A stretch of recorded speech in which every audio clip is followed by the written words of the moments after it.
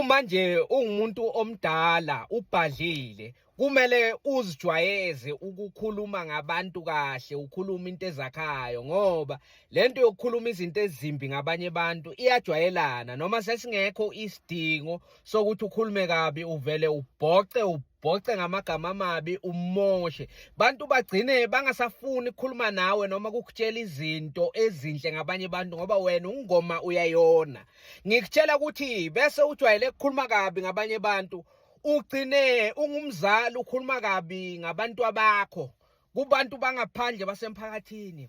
Hayi uDumisane wazi utshwala nje, uhlulwa ngusibonga. Usibonga uhola kancane kunoDumisane indodana yami leyo kucala, kodwa usibonga into asenzela yona lapha ekhaya futhi buka nje uhamba ngenyanyavu lemoto. USidumisane unuka utshwala, sengimkhuze angisazi. Utshela abantu into ezimbi ngomntanakho, ugcina futhi ukhuluma ngomunye umntanakho komunye futhi ozalwa nguwe.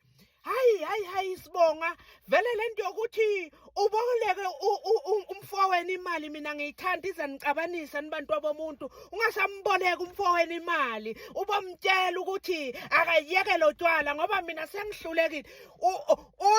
Uze umndeni ungazwani ngenxa yakho ukuthi wena awukwazi ukuthi uqonde lo muntu onenkinga naye noma obona ngathi usephutheni. Ufuna kuhlale ukhuluma into ezimbi emphakathini. Abanye bazali, abanye bantu abahlala endaweni yangakini abasafuni ukukutshela ngesifo ngoba bayazi ukuthi bakutshela ukuthi hayi le ntombazane yalapha uSimangele seyindlulile emhlabeni. Incane nakangaka Nkosi yami, awungizwela abazali bayo. Awu sesingakhala phela ngoba kuyakhalwa ukuthi umuntu ushonile, kodwa lo Simangele loyo mina bengimbona ngamapholo ehla kuleni imoto agibela kulena, ngidibane naye ekseni ngiya eYitoro ngimbone ahamba nabafana sebamkhapha. Hayi yena shem ngiyacabanga futhi ubulawe ingculaza. Sesingakhala phela ngoba sila mphakathini siyamazi futhi bazali bakhe siyamazi, kodwa yena hayi ukuyiphatha kwakhe.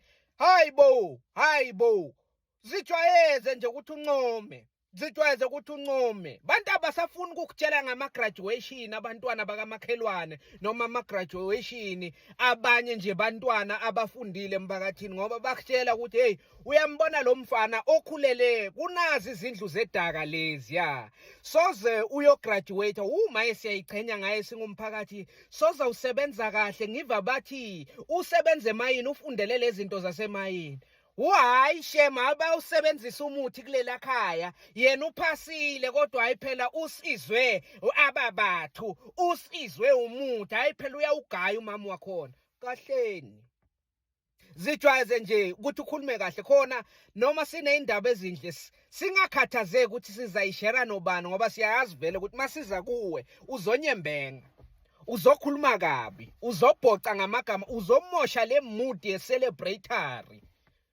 Angeke sisabe nokukutshela ukuthi uyibani nobani uyashada ngoba siyazi ukuthi sakutshela nje ukuthi hey phela uyibani noyibani sebayashada, uzathi usuka. Hayi abashade kodwa sizawubona uzolasta isikhathi esingakanani. Mina ngiyayazi le ndoda ayondli futhi akusimshado wayo wokucala le. Abangazi ngiyabayeka nje ngoba mina ngiyayazi le ndoda lena beyithandana nentombazane yakamThimunye, yamshiya nabantwana. Hawu kahleni zifundise umuntu akayifundise nje ukuthi ancome.